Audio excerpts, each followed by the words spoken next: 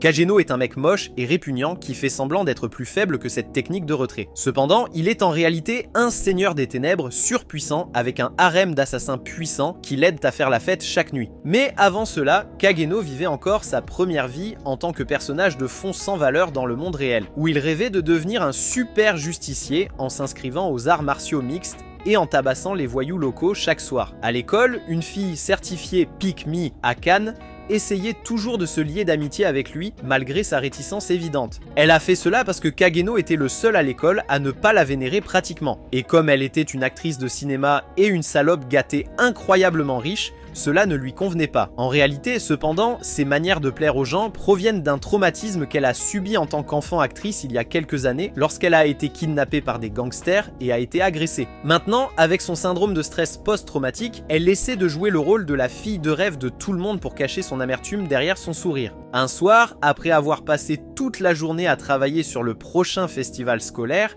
elle attendait son chauffeur qui n'est jamais venu. Faute de mieux, elle est rentrée chez elle, chose que la soi-disant princesse n'avait pas faite depuis l'incident de l'enlèvement. Ce qu'elle ne savait pas, c'est que son pauvre chauffeur se faisait tabasser par des gangsters quelque part, tandis qu'un autre groupe de ces voyous sans emploi venait la chercher. Bientôt, Akane fut également entourée, et tandis que les voyous l'assommaient avec un mouchoir imbibé de drogue, elle aperçut Kagano, qui était sorti pour sa promenade quotidienne à la chasse aux criminels. Quand elle a repris conscience, Akane s'est retrouvée dans un bâtiment abandonné où les ravisseurs ont révélé qu'ils la laisseraient y partir dès qu'il recevrait l'argent de la rançon de ses parents, qui sont de véritables vaches à lait. Cependant, les choses ont rapidement dégénéré lorsqu'un de ces voyous s'en est pris à Akane et l'a frappé pour avoir résisté, déclenchant tous ses traumatismes passés. Cependant, alors qu'elle commençait à pleurer, Kageno a fait une entrée héroïque et s'est présenté comme le tueur de voyous stylé. Fidèle à son nom pourri, Kageno a facilement condamné le premier malfrat en enfer. Le prochain gars s'est avéré être un défi. Cette fille Chad s'est avérée être une ex-militante, ce qui a étrangement excité Kageno, car il avait toujours voulu en affronter une. Au début de leur combat, Majok a pris l'avantage en utilisant un poignard, mais Kageno lui a finalement montré pourquoi il était le protagoniste, en utilisant des barres à mine pour restructurer son visage disgracieux. Avec les deux morts, Kageno a libéré Akane et a disparu, seulement pour se vautrer plus tard dans sa misère et son manque de force. Pendant ce temps, les parents riches d'Akane ont couvert l'incident. Cependant, personne n'a jamais pu trouver le vigilant masqué, alias la véritable identité de Kageno. Le lendemain, quand Akane l'a salué, Kageno a utilisé son vrai nom, ce qui signifiait qu'il la respectait maintenant en tant que personne. Cependant, comme ce n'était pas une comédie romantique, leur relation naissante s'est terminée en quelques jours, alors que Kageno a eu un accident et a perdu la vie. Dans ces derniers moments, il a réalisé que même son pouvoir avait des limites, et si une guerre nucléaire éclatait, son côté dramatique se transformerait en viande fumée en un instant. Cependant, grâce à l'intervention de Trot-kun, Kageno a été réincarné dans un monde fantastique avec un pouvoir magique sans égal et un harem de belles elfes qui l'admiraient pour s'amuser. Maintenant, en tant que cerveau derrière une organisation de chasse au crime dans le monde souterrain, Kageno est finalement devenu le vigilant amateur opérant dans l'ombre qu'il avait toujours voulu être. Cependant, il a quand même décidé de jouer le personnage de fond et de cacher sa véritable identité et sa force pour s'amuser. Dans cet univers parallèle, Kageno est né d'une maman sexy et d'un papa perdant dans une famille qui formait des chevaliers noirs pour le royaume. Il avait même une sœur aînée qui était beaucoup plus forte que lui, mais seulement pour le spectacle, puisque le véritable MVP avait toujours été lui, se cachant dans l'ombre et semant le chaos parmi les faibles qui osaient croiser son chemin. Le nouveau pouvoir de Kageno lui a fourni une couche corporelle visqueuse qu'il pouvait transformer en arme, et pratiquement tout ce qu'il voulait, et il l'a utilisé pour montrer aux perdants laids leur juste place en enfer. Il l'a surtout fait pour l'argent parce que dans cette économie, qui ne le ferait pas? Quoi qu'il en soit, pendant l'une de ses chasses nocturnes habituelles, Kageno est tombé sur une masse de viande étrangement dégoûtante et a décidé de l'utiliser comme punching bag aussi longtemps qu'il durerait. Cependant, alors qu'il faisait cela, ce morceau de viande s'est transformé en un elfe sexy un jour, et il a immédiatement changé de plan. Alors que cette fille ne reprenait ses esprits, Kageno a pris une pose audacieuse et a fait semblant d'être un seigneur suprême qui venait de la sauver d'une malédiction. Il lui a ensuite raconté des histoires inventées sur un seigneur démon Diablo, dont les sujets l'ont transformée en monstre visqueux parce qu'elle était l'une des 3 descendantes des héros qui ont enfermé le seigneur démon. Sachant que ces mensonges étaient crus, Kageno a fait un pas en avant et a changé son nom de prétendu tueur de ruffians à Shadow et l'a invité à rejoindre son culte pour chasser Diablo. L'elfe naïf, qu'il a nommé Alpha, l'a immédiatement cru et a juré de le protéger toute sa vie. À partir de ce moment, l'improvisation de Kageno lui a attiré des admirateurs en masse, qu'il a fini par transformer en club de fans personnalisé appelé le Shadow Garden. Pendant ce temps, il continuait à vivre comme un perdant en perdant délibérément contre sa sœur aînée Claire, qui faisait toujours semblant d'être meilleure que lui. Plus tard, lorsqu'elle a eu 15 ans, Claire devait être envoyée à l'Académie des Chevaliers Noirs. Cependant, le jour de son départ, elle a disparu. Le harem de Kageno a déduit que c'était l'œuvre du culte de Diablo qui avait dû prendre Claire pour la descendante d'un héros, tandis que Kageno lui-même pensait que son lavage de cerveau les faisait prendre chaque petit voyou local pour un membre du culte. Quoi qu'il en soit, ses talents d'acteur dignes d'un Oscar l'aident à jouer le jeu et sa bande décide de localiser et de traquer les ravisseurs la nuit. Pendant ce temps, Claire, qui est retenue captive, devient étrangement indignée lorsque le ravisseur mentionne qu'il va s'en prendre à Kageno, révélant enfin son côté sœur excessive. Cependant, le ravisseur lui assène simplement un coup de poing brutal et révèle qu'il veut tester son sang pour un rituel, mais son grand plan est gâché par l'arrivée de Kageno et Co. Il s'avère que les histoires inventées par Kageno sont en fait vraies, et que ces sportifs dopés aux stéroïdes sont des membres du culte de Diablo, essayant de le faire revivre. Alpha et les filles attaquent le ravisseur, mais il s'enfuit seulement pour affronter plus tard le derrière blindé par l'armure scénaristique de Kageno. Il esquive facilement les attaques de ce militaire de plus d'1,80 m et avec quelques coups de son épée, il le réduit en morceaux comme un puzzle. Le ravisseur devient encore plus exalté par ses drogues amplificatrices de puissance, mais même après être passé en mode Super Saiyan, il perd toujours face à Kageno. Plus tard, Claire rentre seule à la maison et se dirige vers l'Académie des Chevaliers. Avec son départ, Kageno pense qu'il peut enfin se détendre un peu, mais tout bascule lorsqu'Alpha et les filles révèlent qu'elles ont décidé de prendre des chemins différents et de poursuivre leurs vies individuelles. Kageno se demande où il a failli avec sa rouisse, mais les filles promettent de rester connectées avec lui tant qu'elles poursuivent Diablo et son culte. Quelques années passent, et Kageno se rend dans la capitale pour s'inscrire à l'école des chevaliers. Cependant, comme il doit continuer à jouer le rôle d'un perdant, il s'efforce de rester à l'écart des projecteurs. Il loge dans le dortoir le plus minable, se lie d'amitié avec les otaku les plus ringards qui existent, et fait des paris bizarres pour s'embarrasser dans une image de personnage secondaire avec un passé douteux. Un matin, ses amis l'obligent à tenir sa parole et à payer la pénalité pour avoir perdu un pari, ce qui implique de confesser son amour à la chef de l'école, Princesse Alexia, qui n'a jamais accepté de sortir avec quelqu'un et a piétiné l'ego de quiconque a osé lui avouer son amour. L'idiot masochiste de Kageno lui avoue en bégayant et en crachant, mais son grand plan finit par échouer quand elle lui dit effectivement oui et le redirige vers le chemin d'un protagoniste de comédie romantique. Ses amis sont tout aussi surpris de voir d'où il a tiré tout ce rise. Le lendemain, Alexia se joint même à eux pour le déjeuner et grâce à sa poche bien remplie, les radins goûtent à la viande pour la première fois depuis longtemps. Kageno, qui veut qu'elle le quitte pour qu'il puisse revenir à sa vie ancienne et sans importance, avale tout ça pour découvrir qu'elle apprécie plutôt le spectacle. Plus tard, elle l'entraîne à ses leçons d'escrime où Zeman, le chef des chevaliers royaux, est l'instructeur. Il leur prêche des inepties sur le fait de se battre pour le bien commun, mais Kageno est plutôt concentré sur le style particulier d'Alexia en escrime. Il remarque qu'elle respecte les règles et que sa technique n'a rien de vraiment extraordinaire, ce qu'il aime. Plus tard, il surprend une conversation entre elle et Zeman et se rend compte qu'ils sont fiancés. Déduisant que la garce le trompe simplement malgré Zeman, Kageno essaie de rompre avec elle, seulement pour réaliser que les serpents qu'il a pour amis lui ont déjà parlé de leur pari dans sa fausse confession. Alexia le menace pour qu'il reste son amant secret, mais aucun de ses avertissements ne fonctionne aussi bien que ces pièces d'or scintillantes, devant lesquelles Kageno remue la queue comme un chien fidèle. À partir de ce moment, même si tout le monde l'appelle un chercheur d'or, Kageno reste aux côtés d'Alexia pour combattre l'inflation, ce qui commence à énerver Zina. Plus tard, alors qu'elle se plaint de lui dans le train, Kageno l'écoute en silence, mais lui demande ensuite pourquoi elle ne veut pas l'épouser malgré le fait qu'il soit un mari parfait.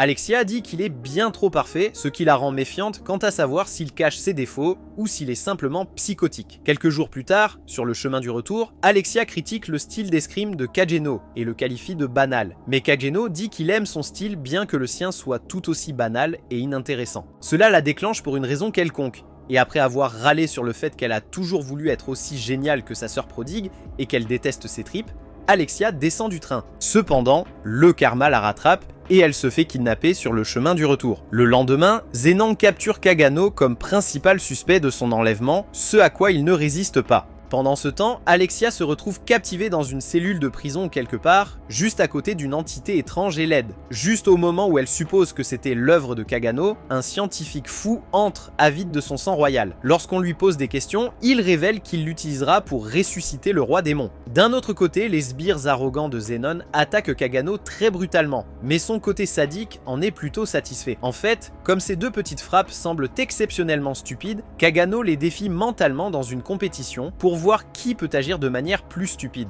De retour au laboratoire de Notchoff, il ne réussit pas à prélever suffisamment de sang d'Alexia et s'en prend à la vilaine entité, seulement pour qu'Alexia ramène son attention sur elle pour rester en sécurité. Cela ne vieillit pas bien, car il lui fait ensuite manger du vrai vomi, ce qui épuise rapidement son désir d'être humanitaire. De retour à l'académie, Sinan rencontre la sœur aînée d'Alexia, Iris, qui est la princesse de l'État, et ils élaborent des stratégies pour localiser et sauver sa sœur. Le brisé, quant à lui, subit une crise mentale en apprenant la capture de Kekino et essaie désespérément de quitter le dortoir pour le sauver. Quelques soirs plus tard, après que Kekino soit renvoyé chez lui librement, il remarque quelques hommes louches le suivant, mais Alpha s'en occupe discrètement. Plus tard, elle salue Kekino dans sa chambre et révèle qu'elle est revenue dès qu'elle a appris qu'il avait des problèmes. Kekino, qui ne s'attendait pas à la revoir, est surpris d'apprendre qu'elle travaille encore à l'extension de son jardin d'ombre, et est encore plus surpris lorsqu'elle déduit qu'Alexia a également été capturée par le culte démoniaque. La fascination d'Alpha ne s'arrête pas là et elle le couche doucement, commence à le déshabiller et lui parle de sa romance avec Alexia, une chose qui la rend clairement amère. Cependant, elle part discrètement quand il promet que c'était juste pour le spectacle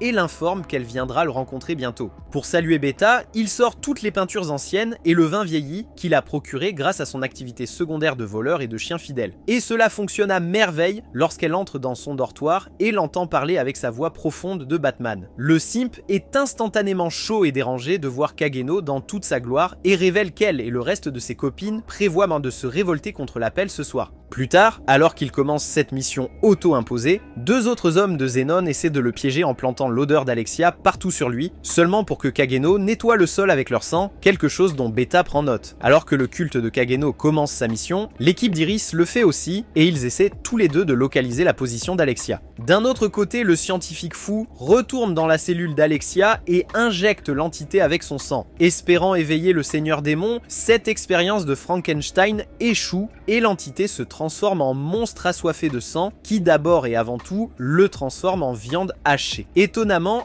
elle ne blesse pas Alexia et brise ses chaînes avant de se diriger vers la ville pour jouer au Godzilla japonais. Plus tard, alors qu'Alexia sort de la cellule de prison, elle est dégoûtée de trouver le visage sale de Zenon et se rend compte que c'est lui qui l'a kidnappée et torturée. D'un autre côté, comme il sait comment l'énerver, il compare son sang inférieur à celui d'Iris, ce qui l'a fait exploser. Cependant, comme ce n'est pas Naruto, son pouvoir amplifié par ses émotions ne fonctionne pas, Alexia perd son combat contre Zenon. Sachant qu'elle est perdue, Alexia prie pour un miracle et le miracle arrive sous la forme de Kageno. Après avoir prononcé un discours plein de bêtises, Kageno fait son apparition et Zenon le reconnaît immédiatement comme le vigilant masqué qui chasse la nuit. Zenon, pensant qu'il est quelqu'un d'important, rabaisse Kageno avec arrogance et lui fonce dessus. Cependant, Kageno lui fait ravaler ses paroles. Juste au moment où son visage stupide le regarde fixement, le Godzilla japonais se libère et sème le chaos dans la ville. Les chevaliers insignifiants sous le commandement d'Iris essaient de la retenir mais se font repousser comme de simples mouches. Iris joue le héros et tranche le monstre pour se rendre compte qu'il peut se régénérer même après avoir perdu un membre entier. Cette blague de princesse essaie alors de le découper pour l'empêcher de se régénérer,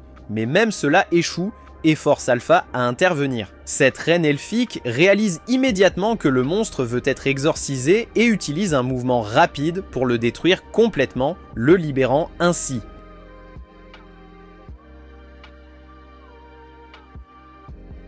Avec le monstre parti et Alpha victorieux, Iris devient une adoratrice certifiée des elfes et demande son nom, mais Alpha lui dit de s'asseoir et de profiter du spectacle. D'autre part, le prétendu roi du style se dope aux stéroïdes pour combattre Kageno, mais malgré cela, Kageno le vainc facilement. Il le provoque alors délibérément en se moquant de sa grande bouche, ce qui le force à prendre encore plus de pilules. L'échange de coups d'épée qui en résulte fait réaliser à Alexia que malgré sa puissance extrême, la technique de Kageno est très simple et dépouillée, semblable à la sienne. D'un autre côté, après avoir subi une nouvelle défaite aux mains de Kageno, Zenon enfile son dernier costume d'Halloween et se nomme lui-même l'élu, seulement pour que Kageno utilise son attaque ultime au niveau atomique et l'anéantisse.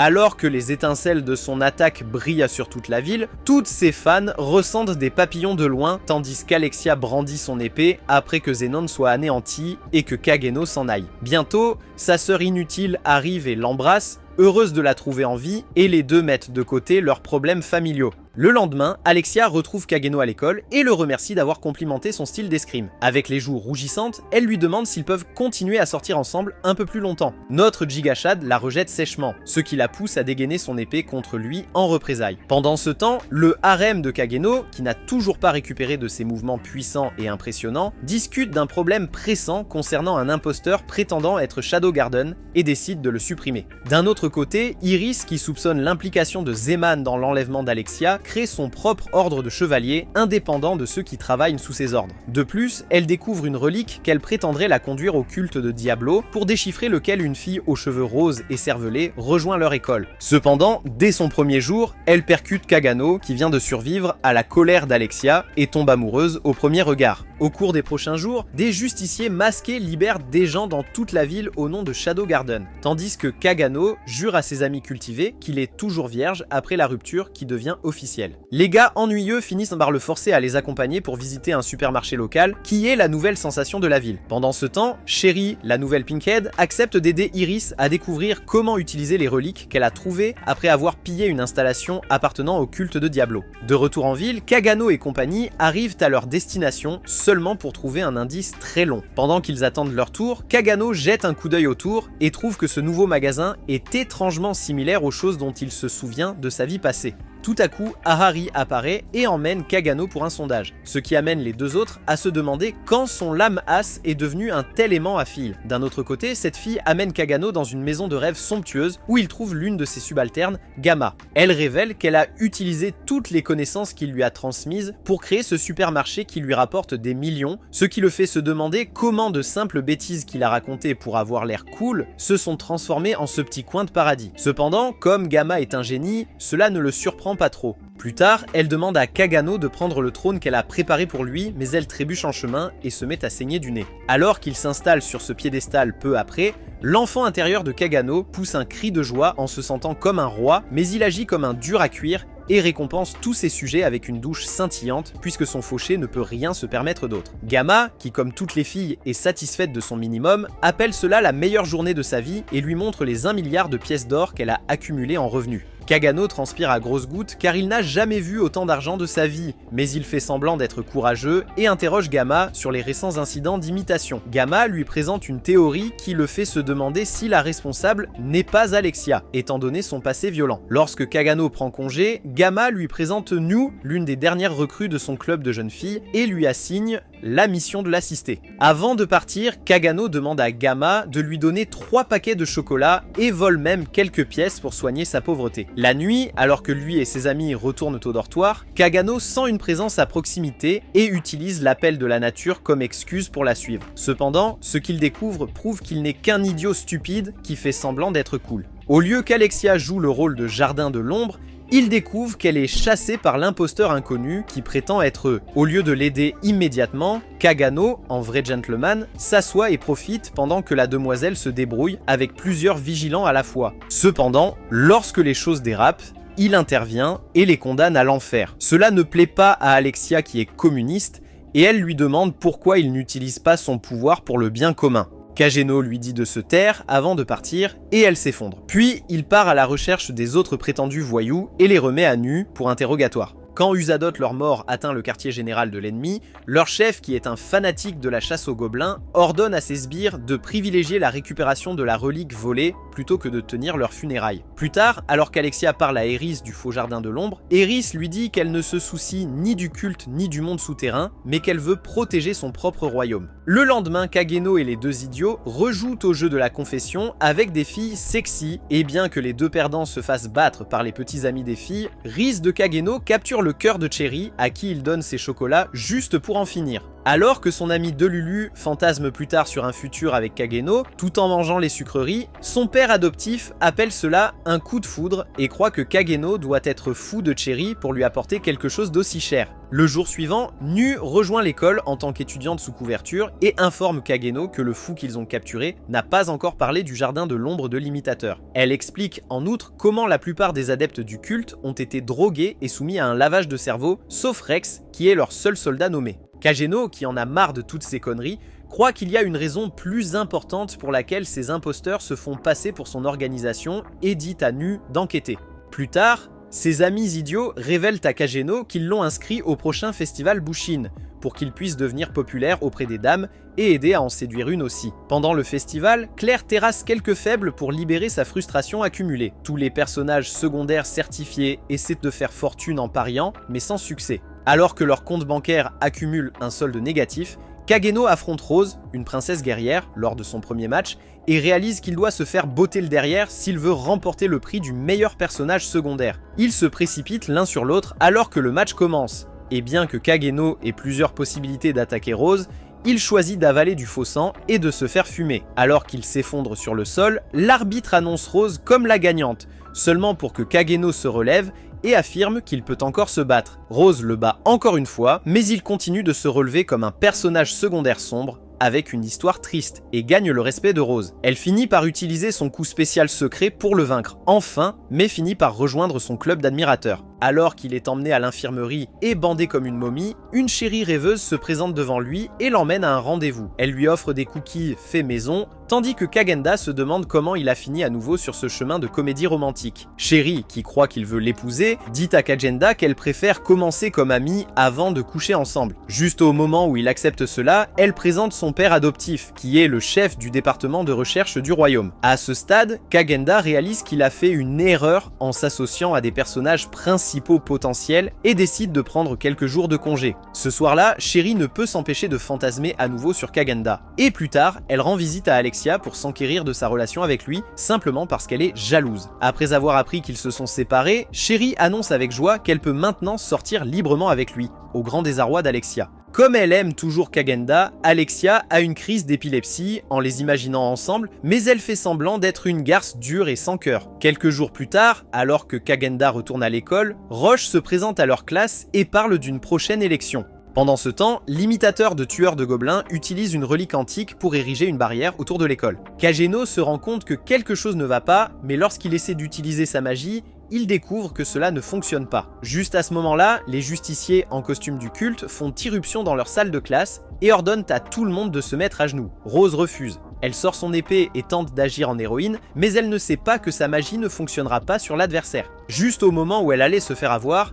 Kageno intervient et la protège, seulement pour être rejetée comme sa maîtresse lui-même. Du côté de Bright, les délires de Rose s'intensifient et elle commence à croire qu'il est tellement amoureux d'elle qu'il est prêt à sacrifier sa vie pour elle. Bien que tout le monde pense qu'il est fini, Kageno est simplement ravi d'avoir enfin des histoires d'attaques terroristes à raconter à ses petits-enfants. Plus tard, alors que le leader du culte enferme tous les étudiants dans l'auditorium pendant que ses sbires cherchent la relique en possession de Shiri, Kageno revient à la vie et trouve un moyen d'utiliser sa magie en la libérant en petite quantité. Pendant ce temps, alors que Shiri découvre enfin comment déchiffrer la relique, le cinglé, Rex, entre dans une pièce par la fenêtre et lui dit qu'il est là pour voler la relique pour son patron en échange de pouvoir semer autant de chaos qu'il le souhaite. Il balance son épée vers elle. Et juste au moment où il pense qu'elle est foutue, son chien de garde se montre et prétend qu'il peut botter son faible derrière. Alors que Shiri s'échappe et laisse tout entre ses mains, Kageno observe le chaos depuis le toit, typique pour un puissant seigneur des ténèbres, énervé par le fait que ses imitateurs ont attaqué en plein jour, malgré le fait qu'ils se nomment les ombres. Il remarque également que toutes leurs méthodes sont exactement comme dans le manuel, et qu'ils ont rassemblé tous les otages dans un auditorium, où il suppose que leur chef doit être. Cependant, comme sortir de l'ombre n'est pas son style, Kageno continue à les attaquer discrètement, et élimine unité après unité. Soudain, il voit l'idiote en rose courir dans les couloirs complètement à découvert, et la sauve secrètement en éliminant tous ceux qui la ciblent. Quand il est enfin temps de faire son apparition, il se présente comme son chevalier en armure étincelante et l'attrape alors qu'elle trébuche. Surprise de voir la tache de sang sur ses vêtements, elle demande s'il a besoin d'aller à l'hôpital, mais il fait le dur et lui fait plutôt la leçon sur son imprudence. Plus tard, ils se mettent à l'abri dans une bibliothèque où Kageno réalise que Sheri est la protagoniste de cet arc, mais se demande où est son acolyte. Plus tard, Son cerveau brillant lui explique le relique que l'ennemi utilise pour bloquer leur magie et montre que celui en sa possession peut être utilisé pour contrer ses effets. Elle explique aussi comment la relique n'absorbe que la magie à laquelle elle a déjà été exposée, et Kagano se rend compte qu'il peut utiliser de la magie à faible fréquence, car elle est pratiquement indétectable. En apprenant que la relique ne peut fonctionner que dans les endroits où l'énergie magique est concentrée, Kagano se rend compte que la relique se trouve actuellement dans l'auditorium et les deux forment une équipe pour d'abord décoder la relique en deuxièmement, puis arrêter le grand plan du tueur de gobelins. Alors que Kagano retourne à son étude pour récupérer les instruments pour la première partie de leur plan, le chef de la secte critique Rex sur sa capacité à ne pas pouvoir dominer une seule faible bonne à rien. Rex lui dit qu'il doit faire attention à lui-même car la moitié de son armée a déjà été éliminée avant qu'il ne retourne chercher Sherry. Cependant, dès qu'il rentre dans le bâtiment, ses sbires disparaissent et Kagano l'accueille avec un coup de poing sur son visage pitoyable, puisqu'il ne peut pas voir Kagano grâce à sa vitesse. Celui-ci lance un filet magique autour de lui pour le tenir à distance, seulement pour trouver Kagano en plein cœur de ses défenses. Alors que ce soi-disant super vilain se transforme en ballon de football de Kagano, il se retrouve dans une église pleine des cadavres de ses camarades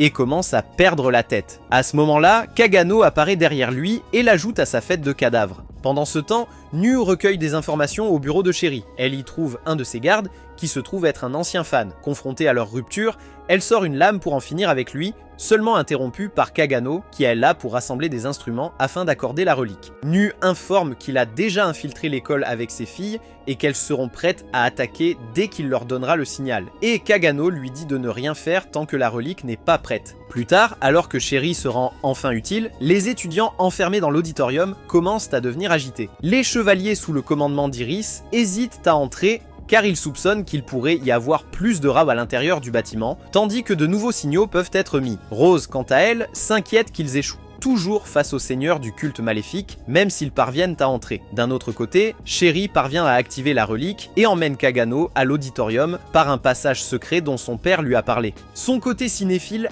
adore jouer James Bond, mais Sherry se rappelle brutalement comment sa mère a été tuée là-dedans par nul autre que son connard de père adoptif, qu'elle ignorait aveuglément dans l'espoir de garder au moins un papa. Après que Sherry se soit dirigée vers l'auditorium par ce chemin, des fous sur le site de l'otage tirent leurs armes sur les pauvres étudiants, une vue qui amuse leur chef psychopathe sadique. Cependant, la lâche Rose refuse d'agir parce qu'elle est trop occupée à mouiller son pantalon. Sherry observe tout ce sang versé et dans un accès de rage, lance la relique en l'air. Elle réagit instantanément à celle dans la main du chef de secte et détruit la barrière. Avec sa magie de retour, Rose élimine un bandit et inspire les autres à riposter. Alors que le chaos s'ensuit, les deux équipes s'affrontent et Rose lutte contre le nombre d'attaquants qui la ciblent. Cependant, juste au moment où elle pense qu'elle est fichue, Kageno fait encore une entrée impressionnante et loue l'habileté de Rose à l'épée. Cet idiote aveugle ne reconnaît pas non plus qu'il est le perdant que Kageno joue à l'école. Pendant ce temps, Kageno et compagnie submergent le culte avec leur puissance, à tel point que le chef chétif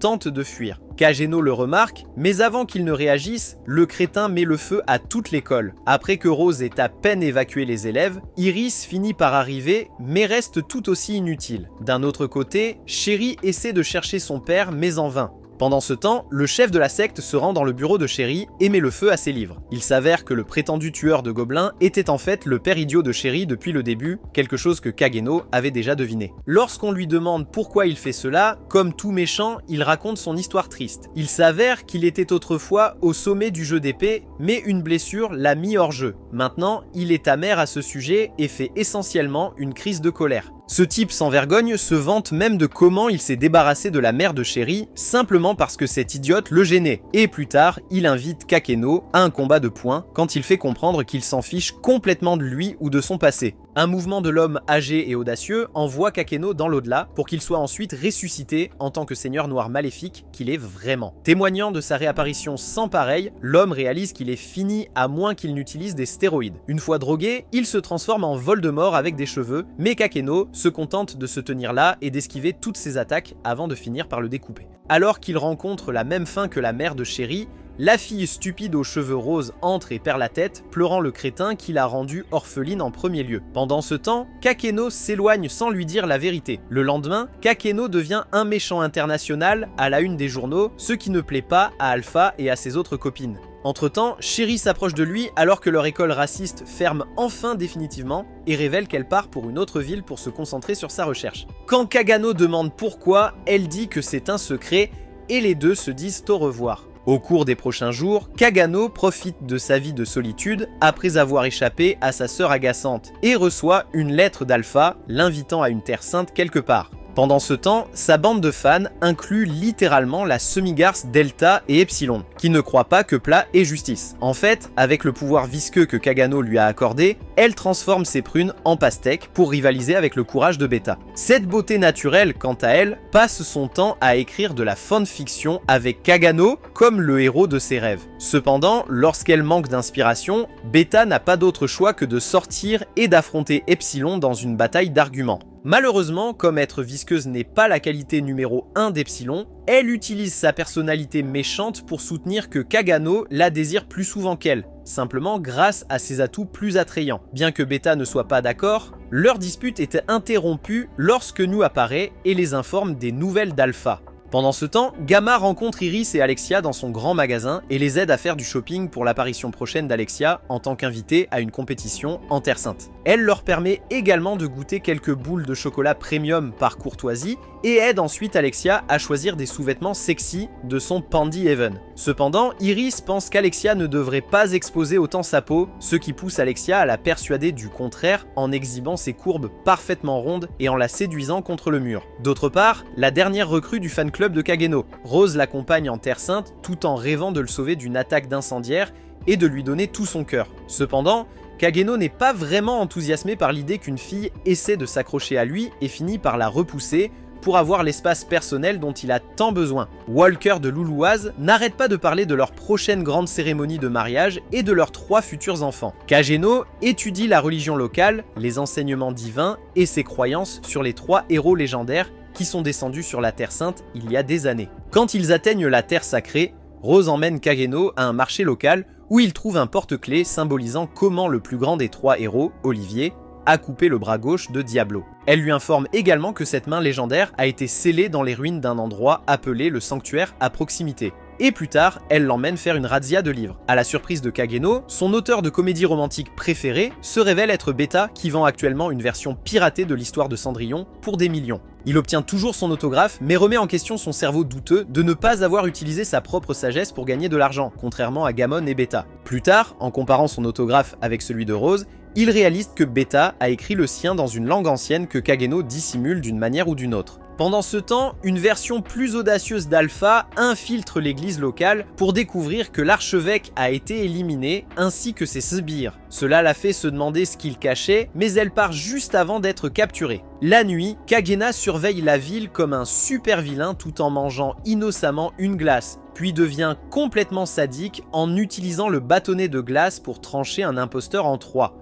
Alors, Epsilon arrive et essaie d'attirer son attention en exhibant ses attributs, cependant, le dur à cuire est plus intéressé par obtenir des informations sur leur mission en cours que par quelques implants. Après avoir entendu son rapport, Kagena dit qu'il mènera sa part de la mission à sa manière et part. Le soir suivant, il se rend aux sources chaudes locales pour profiter d'un peu de paix, loin de ses fans agaçantes, seulement pour trouver le pionnier de son harem tout trempé dans la même auberge. Bien que Kagano ignore complètement son existence, Alexiev n'en revient pas de sa chance d'avoir croisé son chemin complètement nu après avoir acheté toutes ses culottes coûteuses. Cependant, étant une femme cultivée, elle ne peut s'empêcher de contempler sa silhouette et dit qu'elle est heureuse qu'il soit en vie après avoir été blessé si gravement. Tout en essayant de continuer leur petite conversation, Alexiev révèle qu'elle est en Terre Sainte pour assister au prochain procès de la déesse et apprend que Kagano est là par accident sans réellement connaître la façon dont l'événement se déroule. Elle explique que les guerriers choisis invoquent essentiellement de puissants empereurs du passé et les combattent,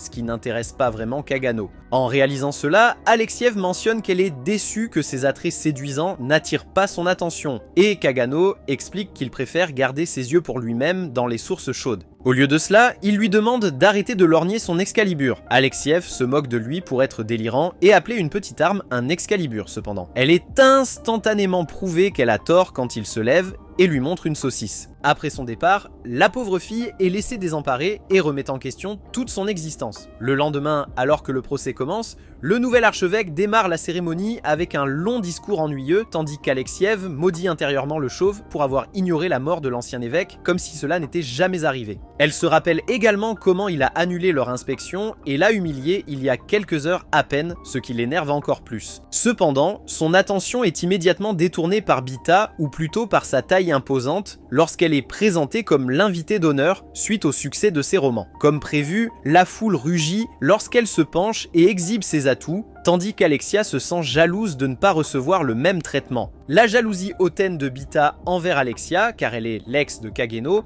n'aide pas non plus, et la mauvaise ambiance entre ces dames devient évidente très tôt. Leur dispute passe au second plan lorsque Rose est introduite, juste après quoi le procès commence. Le premier concurrent chétif, qui semble ne jamais avoir travaillé de sa vie, appelle les anciens guerriers sans que personne ne réponde à ses appels. Alors qu'il traîne son derrière faible jusqu'aux chambres, un chevalier robuste et arrogant prend sa place pour connaître le même sort. Pendant ce temps, Kageno regarde cela depuis la scène et s'imagine faire une entrée spectaculaire au milieu du jeu, comme tout fan d'anime sombre qui se respecte. Il a également du mal à vouloir prendre le champ pour applaudir tout le monde, et à devoir se retirer pour jouer le meilleur rôle de figurant possible. Cependant, son rêve se brise lorsque le présentateur appelle soudainement son nom parmi les participants. Pendant ce temps, ces dames infiltrent toute la ville pour obtenir des informations et rester postées à leurs emplacements spécifiques. De retour au Colisée, tout le monde critique Kageno et s'attend à ce qu'il soit un autre lâche qui se ferait écraser par les fantômes, le faisant hésiter entre vouloir fuir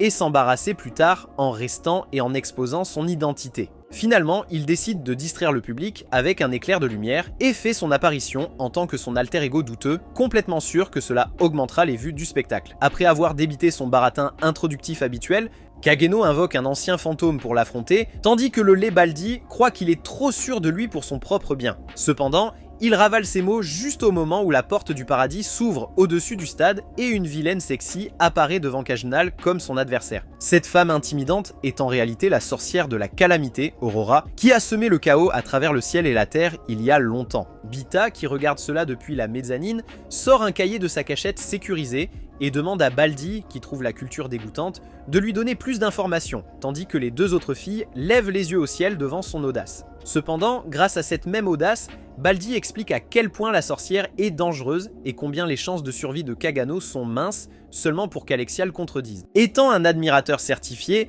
elle croit que ce procès ne convoque que ceux qui sont égaux en force à l'adversaire. C'est pourquoi Kagano devrait pouvoir tenir tête à Aurora. D'un autre côté, Kagano sent des étincelles entre eux alors que les papillons dans son estomac lui disent qu'Aurora ressent la même chose pour le combat à l'épée que lui. Croyant que le combat est simplement une autre façon de tenir une conversation, Aurora tire son premier coup que Kagano esquive facilement. Bien que le Lebaldi pense que Kagano est en train de perdre, ses fangirls pensent qu'il s'en sort très bien étant donné la facilité avec laquelle il évite les attaques. Pendant ce temps, Kagano continue à être obsédé par la Batgirl et finit par briser son plus puissant réseau de sang en miettes, mettant fin à la bataille juste après l'avoir tranché. Aurora, quant à elle, se sent heureuse de mourir parce qu'elle comprend le langage de l'amour de Kagano, mais surtout parce qu'elle est sadique. Alors que Kagano s'enfuit après son moment de gloire, la barrière autour du Colisée se brise soudainement et une étrange porte magique s'ouvre grâce aux efforts d'Alpha et de Koa.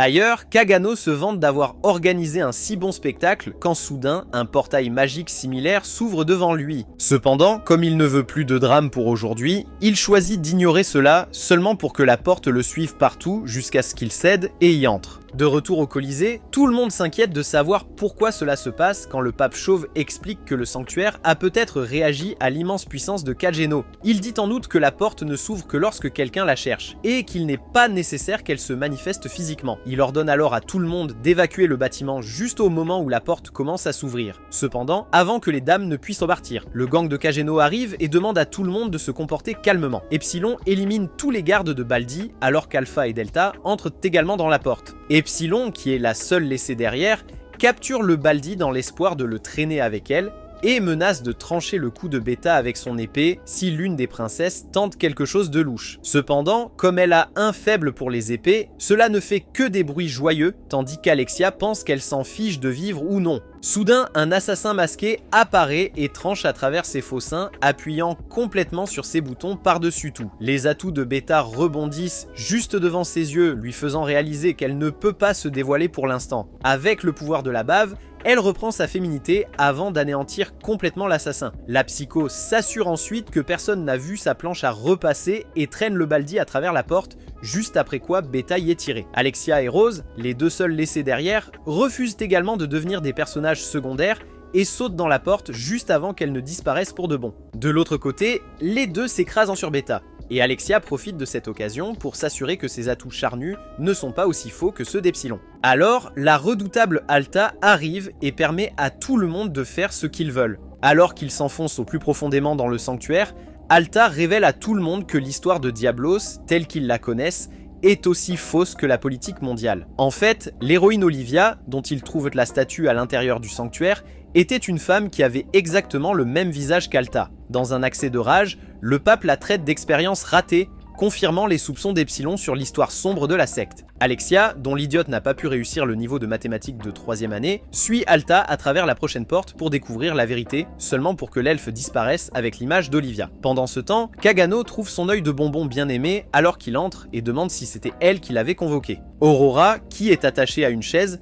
nie cela et demande s'il peut l'aider à la détacher. Kagano sort son épée et tranche sa camisole de force, la laissant complètement exposée pour le plaisir des fans. Après avoir enfilé ses vêtements magiques, elle demande à Kagano de faire équipe avec elle pour qu'il puisse s'échapper de cette prison de mémoire. Quand Kagano demande comment ils vont le faire, elle dit qu'ils ont seulement besoin de briser son noyau magique, après quoi tout le sanctuaire cesserait d'exister. Cependant, le problème est qu'ils ne peuvent pas utiliser de magie, puisqu'ils sont proches du cœur de cette prison, mais Kagano dit qu'il se débrouillera très bien sans ça. D'un autre côté, Alexia et les autres regardent les souvenirs d'Olivier pour comprendre comment le culte a rassemblé des orphelins comme cobayes dans le passé, pour effectuer des expériences et les transformer en créatures, avec le sang du héros et de Diablo. Pendant ce temps, l'aventure de Kagano et Aurora les conduit à une serre où ils trouvent la jeune Aurora en train de pleurer. Kagano demande la raison derrière cela, mais la sorcière pense qu'elle a probablement juste mouillé son pantalon à ce moment-là. Elle se donne ensuite une claque pour briser le souvenir, et ils parviennent à passer au suivant. De retour au laboratoire,